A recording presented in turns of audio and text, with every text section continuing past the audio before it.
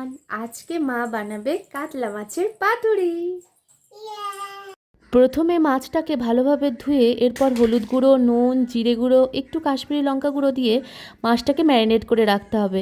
তারপর পোস্ত, কালো সর্ষে, সাদা সর্ষে দিয়ে ভালো করে মিক্সিতে ঘুরিয়ে নিতে হবে। পাতুরি করতে কলা পাতা তো লাগবেই, সেটাকে সমান পরিমাণে কেটে নিতে হবে। এইটাতে দিয়েছি বলে দিচ্ছি। এটাতে সাদা সর্ষে, কালো সর্ষে 2 চামচ, সাদা সর্ষে 2 চামচ, পোস্ত 2 চামচ আর দই দিয়ে রেড করে দইটা দিয়েছি। একটু হলুদ দেবো, একটু সর্ষের তেল দেবো। এটাতেও 1 চামচ সর্ষের তেল দিতে হবে, দিয়ে বানতে হবে। ব্যাস। আজকে কেন মাছগুলো মাছ এই যে একটুখানি ভাজছি, ভাজা বেশি না, খেতে ভালো লাগবে এইগুলোই। হ্যাঁ ভাজা যে বেশি হবে তা নয়।